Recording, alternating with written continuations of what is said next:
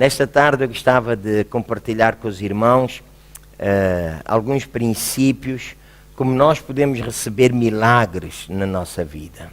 Nós sabemos que o milagre é um milagre. E o milagre não há nada que o homem possa fazer para ter o milagre, porque o milagre não está na mão do homem. O milagre está na mão de Deus. É uma operação de Deus, é uma operação divina. Mas nós podemos preparar-nos para nós podermos receber milagres na nossa vida. Na realidade, quando Deus olhou para nós, Deus deixou de olhar para nós apenas como seres humanos. Deus começou a olhar para nós como os seus filhos, a sua imagem, a imagem da sua glória. Amém? Então, como imagem da sua glória, Deus espera que cada um de nós possa cumprir na terra o seu propósito.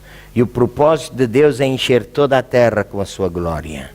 E a glória de Deus é amor, é paz, é justiça e também é milagres. A glória de Deus também são milagres. A ressurreição, a operação de maravilhas, coisas extraordinárias. Então, nos dias em que nós vivemos, nós necessitamos preparar as nossas vidas para receber milagres. São dias difíceis, dias complicados. Quando falamos com as pessoas à nossa volta, nós reparamos que as pessoas estão deprimidas, angustiadas, abatidas, desanimadas, perderam a esperança no dia de amanhã, perderam a confiança no homem, uns nos outros. Mas é precisamente no meio destes dias que nós podemos aprender a olhar para Jesus, sabendo que nos dias de hoje Ele continua a ser o mesmo. Diga lá, o meu Deus, Ele é o mesmo. Amém. Então Ele deu-nos a sua palavra para nós podermos aprender algo com ela e como é que nós podemos aplicá-la à nossa vida para que ela sirva de sustento, de ensino para nós podermos desfrutar e receber das coisas boas que Ele preparou para nós. Em Romanos capítulo 16, versículo 4, os irmãos podem escutar, diz assim: tudo o que outrora foi escrito para o nosso ensino foi escrito, pela perseverança e segurança das Escrituras tínhamos esperança. Diga lá comigo, tudo o que outrora foi escrito para nosso ensino. Para quê? Para que pela perseverança e segurança das Escrituras nós tenhamos esperança. E todos nós sabemos que a fé baseia-se na esperança. Muitas vezes as pessoas falam que sem esperança, que a fé não é esperança, a fé não é esperança, e sem dúvida alguma nós sabemos que a fé não é esperança, mas sem esperança não há fé. Porque a fé suporta-se, sustenta-se na esperança. E a coisa mais extraordinária que nós podemos aprender é que apesar de a nossa fé não ser perfeita, ainda assim Deus opera milagres na nossa vida. Mesmo quando Ele estava com os seus discípulos e Jesus falava com eles, e eles experimentavam dificuldades, ansiedades e angústias, Jesus olhava para eles e dizia: homens de pouca fé, homens de pequena fé, mas logo mais Ele operava um milagre. Ou seja, os milagres de Deus na nossa vida não estão baseados na nossa fé, estão baseados na atitude que nós temos em buscá-lo a Ele. Mesmo com pouca fé, mesmo até com, deixe-me dizer isto, com um bocadinho de incredulidade, ainda nós podemos esperar o milagre na nossa vida quando nós nos dirigimos para Ele. Certo pai que tinha um filho que era atormentado por demónios, aquele pai chegou até Jesus e ele disse: olha, eu fui ter com os teus discípulos, eles não puderam fazer nada pelo meu filho, agora eu venho ter contigo. E Jesus disse: olha, tudo é possível ao que crê. E sabe o que aquele pai disse? Eu creio. Mas logo mais ele disse: ajuda a minha incredulidade.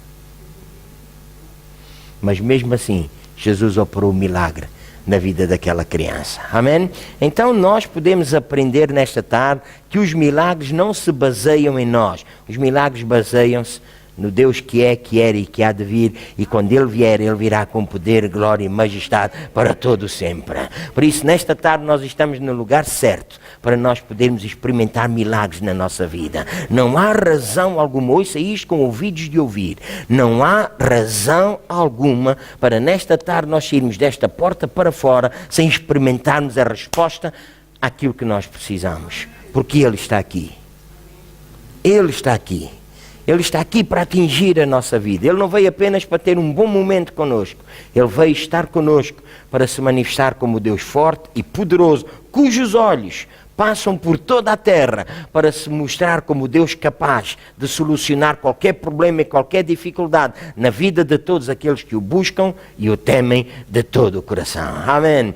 Por isso nós estamos no lugar certo para nesta tarde receber a resposta à nossa necessidade. Amém. Diga lá ao irmão que está ao seu lado, vieste ao lugar certo para receber o teu milagre.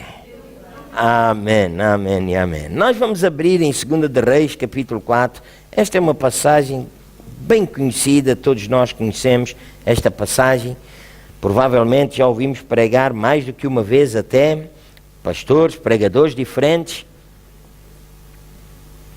Mas nesta tarde eu gostava de chamar a atenção para um ou dois pontos, há muitos pontos para falar sobre esta passagem.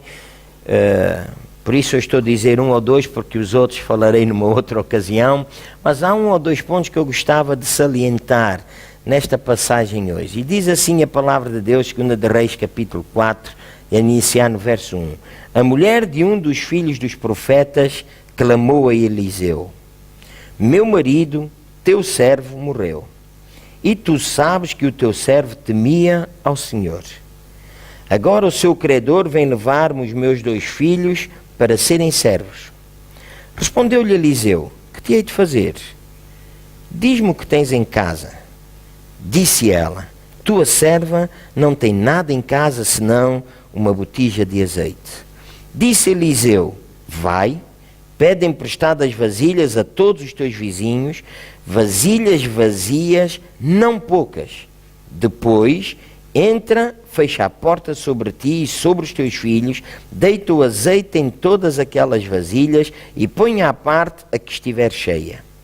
Partiu dele e fechou a porta sobre si e sobre os seus filhos, e estes lhe traziam as vasilhas e ela as enchia.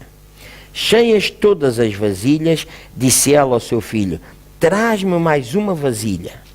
Mas ele respondeu: não há mais vasilha nenhuma. Então o azeite parou.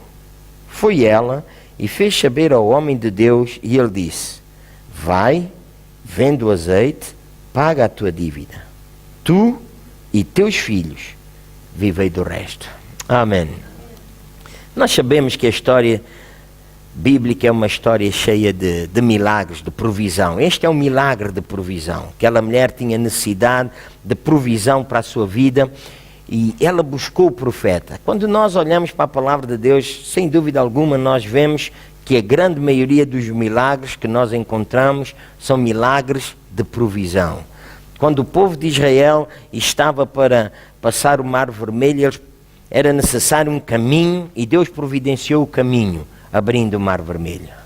Quando eles estavam lá no deserto, eles estavam cansados. Escute bem isto, eles estavam cansados de comer o maná. E todos nós sabemos que o maná é um tipo de Jesus. O maná descia do céu, era o alimento de Deus para o homem. E enquanto eles comiam maná, não houve entre eles nenhum doente, nenhum fraco, nenhum abatido. Eles comiam maná que fortalecia o seu corpo, fortalecia a sua vida, rejuvenescia o seu corpo. E eles, durante 40 anos, quando eles andavam naquele deserto comendo maná sem se cansar, eles eram fortalecidos. Diz que até a sua roupa não envelhecia, o seu calçado não ficava velho. E quando eu estava a ver as minhas filhas a crescer, como eu gostava que isso acontecesse.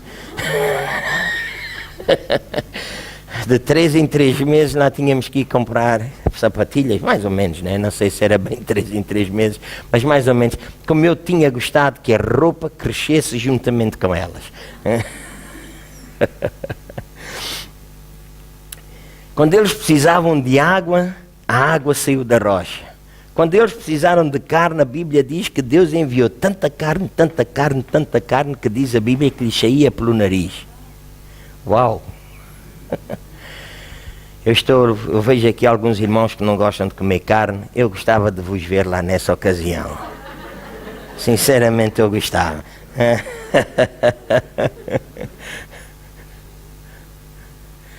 Era um tempo de vitórias, era um tempo de manifestação da graça de Deus. Ouça bem o que eu estou a dizer, era um tempo da manifestação da graça de Deus.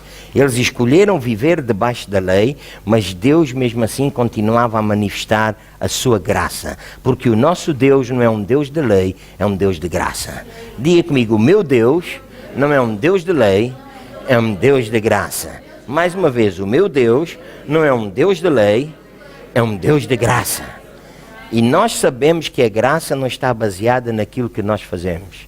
A graça está baseada, confirmada, consumada naquilo que Jesus fez por nós. No dia em que Ele gritou, está consumado. Uau! Nós fomos selados com esse dom na nossa vida. Deixa de estar baseado no que fazemos para estar baseado naquilo que Ele fez. E o dom da justiça e o dom da graça agora são de cada um de nós. Amém? Então o pacto que Deus tem conosco é um pacto de graça, é um pacto de justiça, onde nós podemos desfrutar de todas as coisas boas que Ele já preparou para nós. Entretanto, nós vemos aqui esta mulher que estava a passar um tempo de dificuldade, um tempo em cuja situação era má, tinha ficado viúva. No tempo da sua viuvez, ela foi assediada por credores que agora queriam levar os seus filhos. Além de estar viúva, ia perder os seus filhos, que certamente eram um suporte para ela, um consolo para ela. Provavelmente os seus filhos trabalhavam para a sustentar, e agora aquela mulher estava a viver esta situação dramática na sua vida. E deixe-me dizer que quando aquela mulher estava a viver esta situação dramática, ela tem a atitude certa. Ela foi ter com o profeta. E deixe-me dizer-lhe, nos dias de hoje, é provável que alguns de nós que estamos aqui, alguns daqueles que irão ouvir este CD, este DVD e através da internet e da televisão, estejam a passar dias dramáticos. Dias de dificuldade, dias de dor, dias de angústia, dias de ansiedade. E nesta tarde deixa aconselhá-lo, dirija-se a quem de direito. E deixe-me dizer-lhe, a pessoa certa a quem nós nos podemos dirigir chama-se Jesus Cristo. Deixe-me repetir isto, algo que todos nós já sabemos. A unção que nós respeitamos é a unção que nós recebemos na nossa vida. Diga comigo, a unção que eu respeito é a unção que eu recebo na minha vida. Então, se nós nos dirigimos a Jesus, nós estamos a dizer que nós queremos receber dele.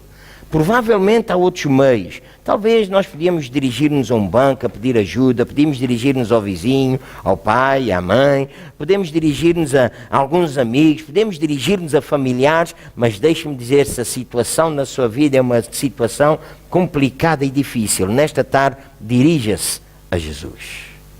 Aquela mulher conhecia as Escrituras. E nós já lemos hoje que todas as Escrituras elas foram escritas para ensino nosso, para trazer a nós o que é perseverança, fidelidade e segurança. E aquela mulher conhecia as Escrituras. E aquilo que está escrito nas Escrituras é, diga comigo, crede no Senhor vosso Deus e estareis seguros. Crede nos seus profetas e prosperareis. Amém. Então a mulher cria em Deus.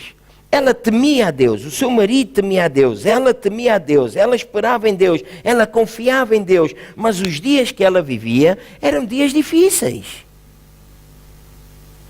E talvez o irmão está a pensar, puxa, até parece que eu estou a olhar para o espelho. Há pessoas que confiam em Deus, que creem em Deus, que esperam em Deus, que descansam em Deus e parece que as coisas vão de mal a pior. Parece que em vez de obter aquilo que Deus já conquistou para eles, que é vida, vitória, saúde, bênção, paz, prosperidade, gozo, uau, toda a segurança que temos em Deus, à medida que confiamos nele, parece que as coisas pioram na nossa vida. E é nesses dias que nós precisamos de perseverar, diga lá comigo, perseverar na palavra de Deus, para nós encontrarmos a segurança que nós temos nesta palavra. E aquela mulher, nestes dias, dirigiu-se ao profeta. Ela cria em Deus, ela confiava em Deus, ela esperava em Deus, ela sabia que tinha segurança em Deus, mas ela precisava de um milagre de provisão. E então ela dirigiu-se ao profeta. Crede no Senhor vosso Deus, estareis seguros. Crede nos seus profetas e prosperareis. Eu vou repetir e os irmãos repitam comigo. Crede no Senhor vosso Deus e estareis seguros. Crede nos seus profetas e prosperareis. Então ela dirigiu-se ao profeta. Ela foi buscar ajuda ao profeta. Ela relembrou o profeta de quem era o seu marido. O meu marido era teu servo. E o profeta, quando olha para a mulher, diz uma coisa muito estranha. Ó mulher, o que é que eu te posso fazer?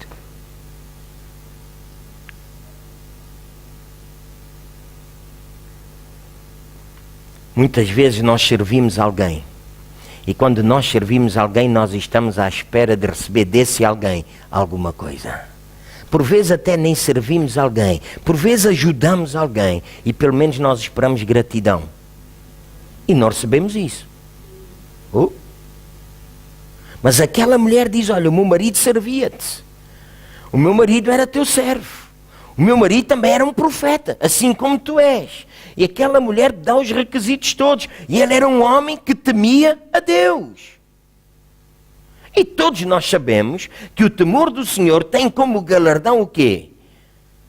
A vida, a riqueza e a honra. Diga lá comigo, a vida, a riqueza e a honra. Este é o galardão do temor do Senhor. E a situação da mulher era drástica. Nem vida, nem riqueza, nem honra.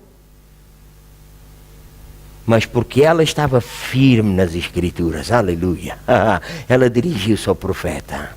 E o profeta, naquele momento, usa algo que transforma a vida daquela mulher. O profeta diz, olha, se tu vens a mim e pensas que eu como homem posso fazer alguma coisa por ti, estás enganada. Então vamos lá canalizar a tua confiança, não para mim, mas para aquele que pode todas as coisas. E o profeta disse, mulher, o que é que eu posso fazer por ti? O que é que eu te hei de fazer?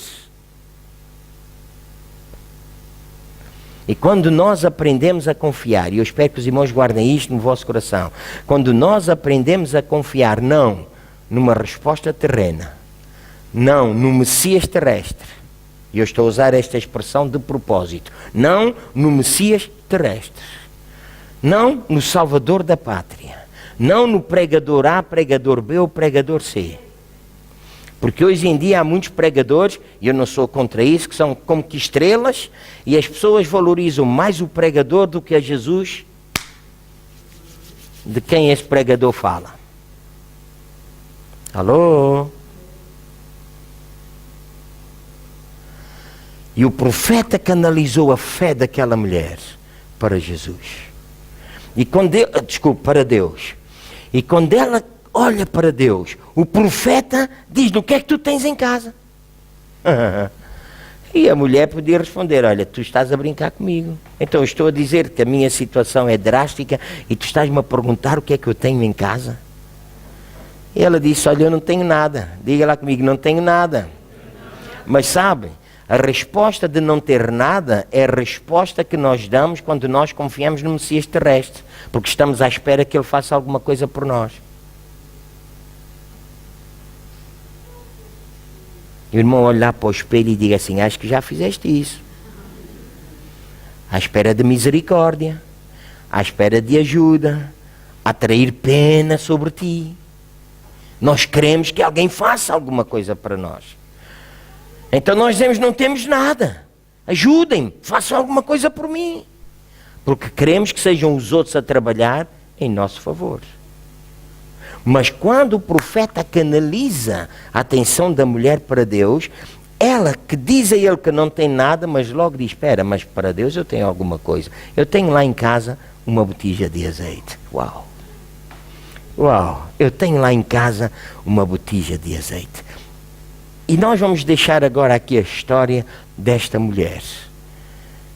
E nós vamos olhar para a história de uma outra mulher que se encontrava numa situação drástica, numa situação difícil. E os irmãos podem deixar aí marcado aqui em 2 de Reis, mas vamos abrir, por favor, em Marcos capítulo 5.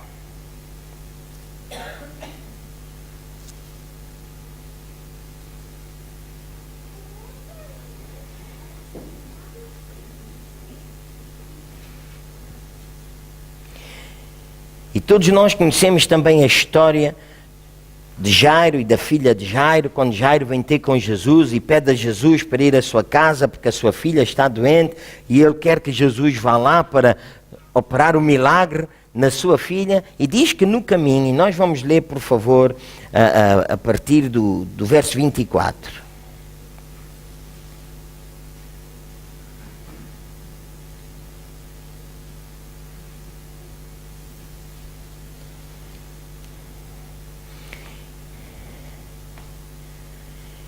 Pelo que Jesus foi com ele, e grande multidão o seguia, comprimindo-o. Diga lá comigo, grande multidão o seguia, comprimindo-o, ou seja, apertando-o.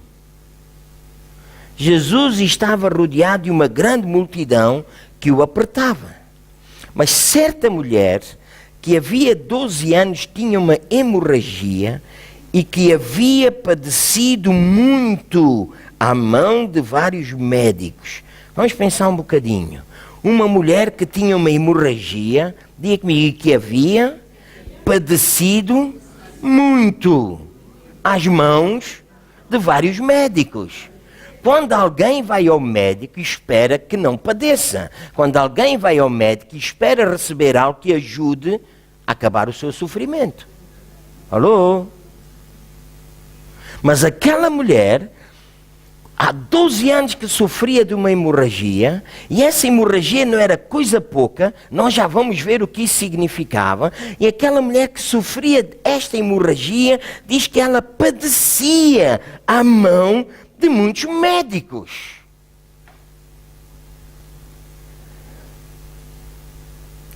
E deixa-me dizer uma coisa hoje. Os médicos de então, sobretudo os médicos naquela região, eram médicos que tinham os seus conhecimentos e a sua ciência, mas eles baseavam a sua vida na lei. Porque eles seguiam a lei. Alô? E porquê é que aquela mulher padecia à mão daqueles médicos? Porque segundo a lei, a mulher que tinha o fluxo de sangue era considerada imunda. Diga lá comigo, imunda. Mais uma vez, imunda. Era marginalizada, não podia fazer muitas coisas. E aqueles médicos que tinham conhecimento, que tinham cultura, que tinham ciência médica, eles aplicavam a sua ciência, mas ao mesmo tempo eles colocavam na vida daquela mulher a lei. E ela padecia muito. E ela andava de médico em médico. Saltava de médico em médico. E na mão deste médico padecia, na mão deste médico padecia, na mão daquele médico padecia. E diz a Bíblia que ela ia de mal a pior. Diga lá comigo, de mal a pior. Puxa, quem quer médicos assim?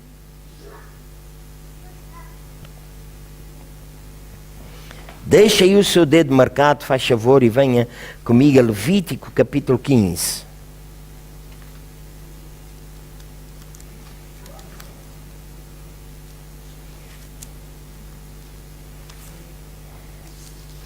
Levítico capítulo 15 diz assim, no verso 19.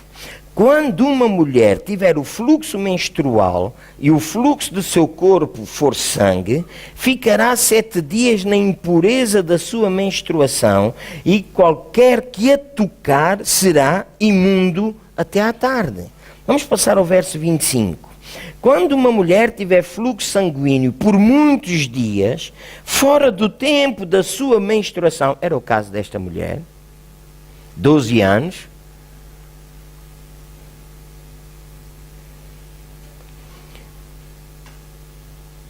quando o fluxo se prolongar além do costume, Diga lá comigo, ficará imunda enquanto durar o fluxo, como nos dias da sua menstruação. Ou seja, 12 anos, aquela mulher era imunda. Aquela mulher vivia uma situação de crise. Aquela mulher vivia uma situação de dificuldade, de desespero. Se nós lêssemos aqui os versículos 20 até 25, olha, onde ela se deitava ficava imundo, onde ela se tocava ficava imundo, quem tocasse nela ficava imundo, quem tocasse na sua roupa ficava imundo. Ela, olha, ela tomava banho, mas mesmo assim ficava imunda até à tarde. Tudo aquilo que ela tocava, tudo aquilo que tocava nela ficava imundo. Que desespero!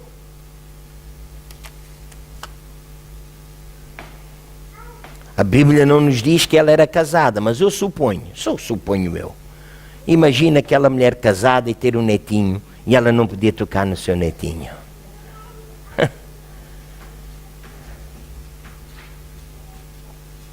Coisa triste. Mas veja bem a história. Havia padecido muito à mão de vários médicos e despendido tudo o que tinha. Ela gastou dinheiro, assim como nos dias de hoje quem vai ao médico paga. Eu dou graças a Deus porque é alguém que faz massagem e passa publicidade e eu vou levar a massagem e não pago. Se depois vocês quiserem saber quem é, eu digo, mas pagam. Tem que uns pagar para eu não pagar. Isso faz a história de um amigo meu que dizia assim, olha, vamos todos almoçar juntos amanhã, cada um paga o seu e todos pagam o meu. Não? Bem, vamos lá voltar aqui à história, que isto é que é importante. Despendi tudo o que tinha, sem contudo nada aproveitar, pelo contrário, indo a pior. Diga comigo, ouvindo falar de Jesus. Uau! Oh, como esta frase tocou a minha vida. Ela não ouviu Jesus falar. Ela ouviu alguém falar de Jesus. Ela ouviu alguém dizer algo a respeito de Jesus. Ela ouviu alguém contar os feitos de Jesus. Nesta tarde nós estamos aqui, nós não ouvimos Jesus pessoalmente. Eu sei que Ele está em mim. Os irmãos estão a ouvir falar de Jesus. Os irmãos estão a ouvir Jesus. Ah, pensava que vocês não iam dizer amém. Os irmãos estão a ouvir, porque Ele é palavra.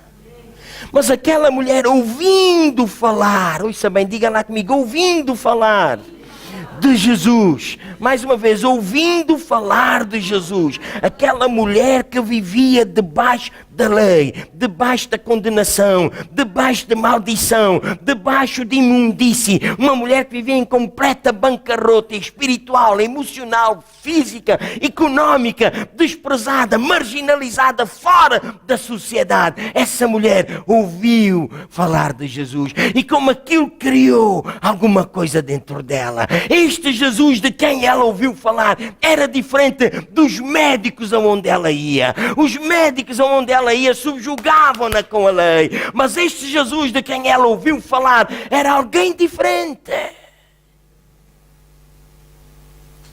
Eu vou pedir ao irmão Carlos para vir aqui acima, por favor.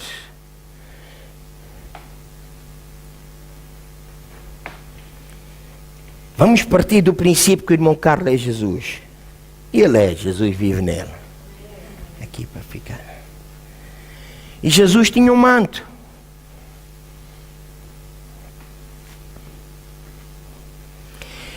E agora vamos partir do princípio. Fica aí, por favor. Eu sou a mulher. E eu ouço falar deste Jesus. Eu ouço falar de um Jesus que veio. Não para abolir, mas para cumprir a lei. A lei que eu não consigo cumprir. A lei pela qual eu sou julgado. A lei que me marginalizou. A lei que me afastou. A lei que me condenou. A lei que me considera imunda. Mas Ele veio cumprir essa lei. E eu posso ouvir falar dele. E relembro aquilo que está escrito. E aquilo que está escrito, ouça com ouvidos de ouvir. Em Malaquias, no capítulo 4 e no versículo 2, diz assim: vós que temeis o meu nome, nascerá o sol da justiça. Diga lá comigo: nascerá o sol da justiça, trazendo consigo debaixo das suas asas, e saireis como bezerros libertos da estrebaria. Vamos ler uma vez mais. Será que é possível projetar? Ok, não é possível, mas vamos ler. Malaquias capítulo 4, versículo 2. Mas vós que temeis o meu nome, nascerá o sol da justiça. Isto faz referência a quem? A Jesus. Uau! O sol da justiça. Ele é a nossa justiça. Nascerá o sol da justiça, trazendo salvação debaixo das suas asas, e saireis como bezerros libertos da estrebaria. Uau! E aquela mulher pensou: se este Jesus de quem falam é o Messias anunciado, ele é o sol da justiça, e debaixo das suas asas, e a palavra asas aqui neste texto é a palavra kafaná. Se eu estou a pronunciar bem hebraico, e se não pronunciar bem também não se incomodem muito, hein? Porque eu também não estou incomodado, eu quero mais é saber o sentido dela. Vamos supor que é canafá, como se pronuncia-se. Ok, seja lá o que for. E a palavra canafá, aqui usada debaixo das suas asas, significa costura. Preste bem atenção, significa costura na parte mais baixa do vestuário. Significa borda, ponta ou extremidade.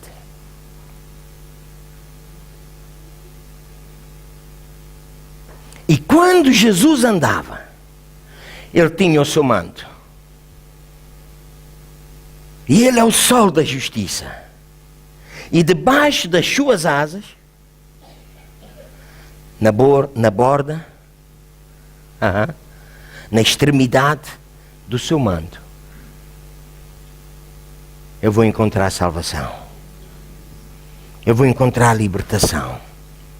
E deixe-me dizer que se nós formos a Números, e vamos, não é se formos, vamos, Números, capítulo 15,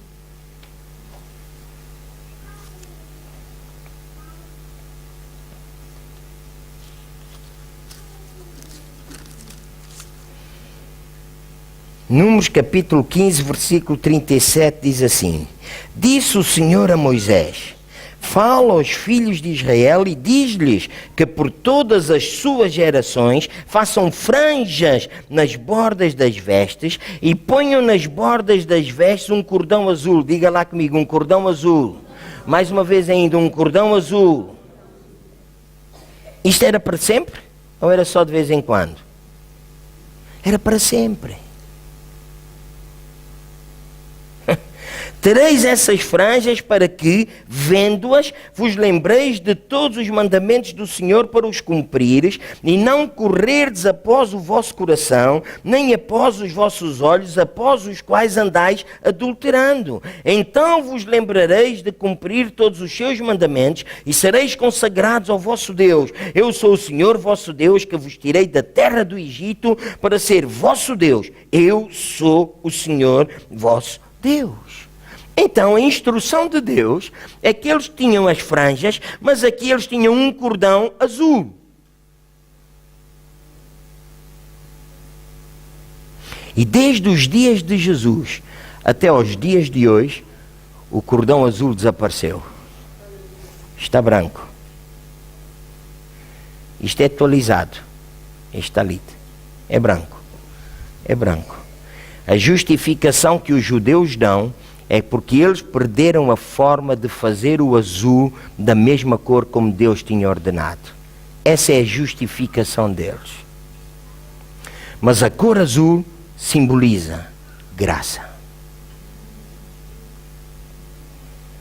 Diga lá comigo: a cor azul simboliza graça. E aquela mulher que vivia debaixo da condenação, que vivia debaixo da lei, e a lei de Moisés dizia que ela nem tão pouco podia ver a face de Deus. Moisés quis ver a face de Deus e Deus disse: não há homem algum que veja a minha face e viva, eu vou mostrar-te as minhas costas. E assim como a mulher foi ter com o profeta, esta mulher que ouviu falar deste Messias, esta mulher creu: este é o sol da justiça para mim, este é aquele que quando eu tocar nas suas asas, nas suas bordas, eu vou ser salva, eu vou ser liberta, eu vou ser curada. E esta mulher começou a profetizar dentro do seu coração. Ela fez algo no dia, no momento em que eu tocar na orla do seu manto, eu ficarei curada. Aleluia! Aleluia, aleluia, aleluia. E aquela mulher não tem ousadia de vir de frente,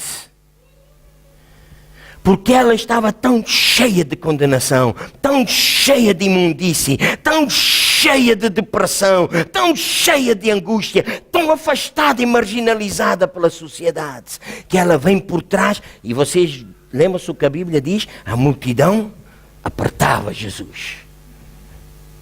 E a mulher afasta um. Todos eles ficaram imundos. Ela afasta um, afasta o outro, afasta um, e mais outro, e mais outros. E quando ela toca, Jesus parou. Jesus parou. Aleluia. E sabe o que a Bíblia diz? Aleluia. Ele virou-se. Quem foi que me tocou? Ela vem por trás. Ela não podia ver a face daquele que era e que há de vir. Mas ele virou-se. E quando ele se virou, diz: quem foi que me tocou? E os discípulos: mas mestre, toda a gente te aperta, toda a gente toca em ti. Mas Jesus sabia que a unção tinha saído dele. Deixe-me dizer uma coisa: a unção de Deus aqui nesta tarde, mas a unção de Deus não é para quem está aqui só por estar. A unção de Deus é para aqueles que tocam nela. Nós podemos entrar e sair da mesma maneira. Nós podemos estar aqui a passar um bom tempo e sair daqui a dizer: foi muito bom, mas chegamos lá fora a não nos lembrarmos de nada. Mas nós podemos estar aqui nesta tarde e tocar nesta unção. E Jesus vai dizer: unção saiu de mim. Quem foi que me tocou? E agora, ali está a mulher. Fui eu. E quando Jesus olha para a mulher, o que é que Jesus diz? Filha, filha, aleluia. Filha, obrigado, Carol. Não precisam de comprar o talita, hein? É só para... Filha. Jesus não olhou para ela e lhe chamou imunda, chamou desprezível, a chamou de alguém que estava a usurpar de alguma coisa. Jesus olhou para ela e disse: filha. Isto diz-me a mim, e eu creio que diz a cada um de nós, que não importa a situação em que nós nos encontramos, não importa o pecado que nós temos, não importa a doença que nós temos, não importa a crise que nós estamos a atravessar, não importa a escassez que chegou à nossa vida, não importa os problemas que surgem, não importa, não importa, não importa, não importa. Quando nós nos dirigimos para Ele e nós tocamos na orla da sua graça, Ele vai olhar para nós e vai dizer: filho. Filho, aleluia. Filho, filho, filho, filho. E porque Ele nos chama de filhos, nós somos herdeiros de Deus e co-herdeiros com Cristo Jesus. Nesta tarde há provisão para nós. Nesta tarde há cura para nós. Nesta tarde há restauração para nós. Nesta tarde há livramento para nós. Nesta tarde há glória para nós. Nesta tarde há unção para nós. Nesta tarde há provisão para nós. Nesta tarde há um caminho aberto diante de nós. Nesta tarde há um céu aberto, porque Ele olha para nós e chama-nos filho. Aleluia!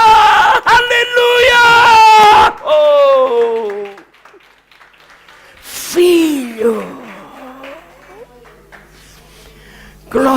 Aleluia, glória a Deus. Não venha a Ele baseado no seu pecado. Não corra para Ele olhar para a sua imundície, olhar para a sua miséria. Não venha para Ele constantemente a dizer: eu sou pecador, eu sou miserável. Não! Venha a Ele neste dia consciente da sua filiação. O irmão é filho.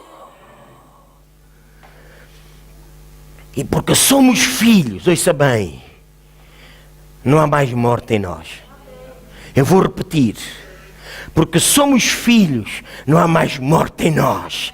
Nos dias de hoje há chamadas doenças fatais, há chamadas doenças incuráveis, são chamadas as doenças que produzem a morte. É o cancro, é sida e sei lá tantas outras doenças. Fica a saber, se você é filho, saiba isto: a morte não pode imperar no seu corpo, porque o seu corpo é o templo do Senhor Santo Espírito. A morte, quando toca o seu corpo, vai-se embora, porque o seu corpo é cheio da ressurreição e vida. Uau, aleluia!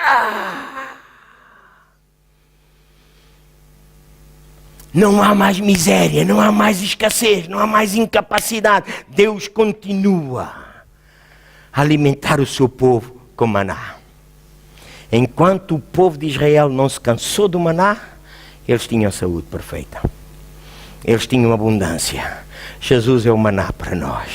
Ele é o pão vivo que desceu do céu. Enquanto nos alimentamos dele, nós temos. De que é que se alimenta hoje?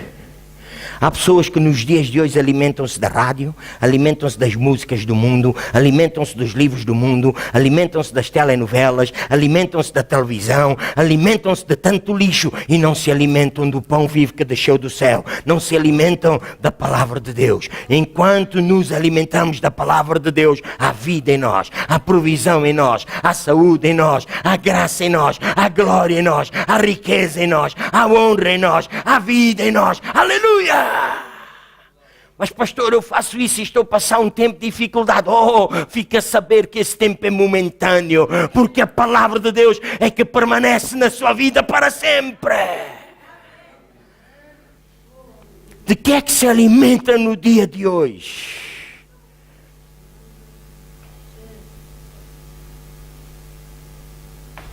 Eu vou terminar encorajando cada um de vós a buscar a sabedoria de Deus.